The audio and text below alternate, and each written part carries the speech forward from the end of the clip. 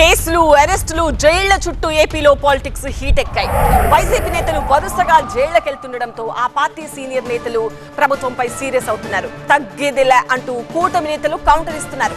ఇంతకీ ఏపీలో అసలు ఏం జరుగుతోంది?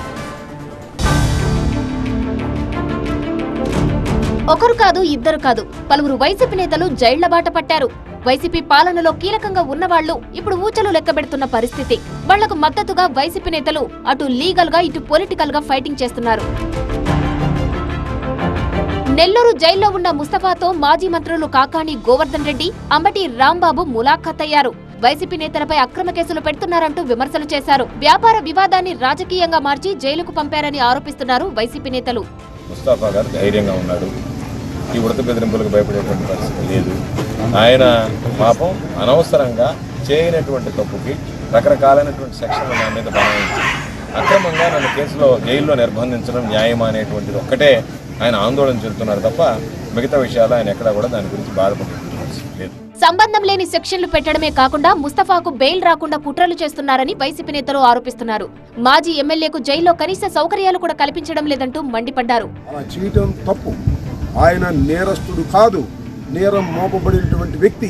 విచారణలో ఉన్న కేసులో కొన్నాళ్ళు ఇక్కడ జైల్లో ఉండటానికి వచ్చాడు. మర్యాదగా చూసుకోవాలి, ధర్మంగా చూసుకోవాలి. అలా చూసుకోకుండా తీసుకెళ్ళి ఒక 70 మంది 80 మంది ఉన్న కంపార్ట్మెంట్లోనో బ్యారక్లోనో పడేయటం అనేది నేను ఎక్కడ చూడలేదు. This the first time. అంటే ఇక్కడ స్పెషల్ ఏమో ఈ సూపరింటెండెంట్ నాకు అర్థం కాలేదు. మరోవైపు సీదిరి అప్పలరాజు బెయిల్ పిటిషన్ మరోసారి డిస్మిస్ అయింది.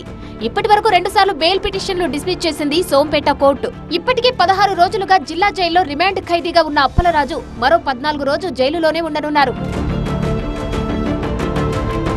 ఇక గత ఆదివారం నుంచి కర్నూలు జిల్లా జైల్లో ఉంటున్న ఆలూరు ఎమ్మెల్యే విరూపాక్షిని బైరెడ్డి సిద్ధార్థరెడ్డి సహా పలువురు వైసీపీ నేతలు కలిశారు. రాష్ట్రంలో ప్రజాప్రతినిధులకు కూడా రక్షణ లేదనే ఆరోపణలు చేశారు. రాజకీయ కక్ష సాధింపుతో చేసినారంటే బాధితులకు సరే ఇన్సిడెంట్ జరిగింది, ఎవరికి వాళ్ళ తరపునైతే ఎవరికి గాయాలు కాలే. అర్ధరాత్రి పూట వచ్చి తలుపులు బలగొట్టి కనీసం ఎమ్మెల్యేకు వాళ్ళ కొడుకుకు బట్టలు మార్చుకునేదానికి కూడా అవకాశం ఇవ్వకుండా ఎత్తుకపోతే అంటే దేనికి సంకేతం ఇస్తున్నారు? వీళ్లే కాకుండా పలువురు వైసీపీ నేతలు కేసులు స్టేషన్ల చుట్టూ తిరుగుతున్న పరిస్థితి. దీంతో ప్రభుత్వంపై విమర్శలు గుప్పిస్తున్నారు వైసీపీ నేతలు. అయితే నేరస్తులకు వైసీపీ నేతలు మద్దతు ఇస్తున్నారనే ఆరోపణలు చేస్తున్నారు కూటమి నేతలు. ప్రజలు బుద్ధి చెప్పినా ఆ పార్టీ నేతల తీరు మారలేదంటున్నారు. మొత్తంగా ఏపీలో పొలిటికల్ హైటెన్షన్ కంటిన్యూ అవుతూనే ఉంది.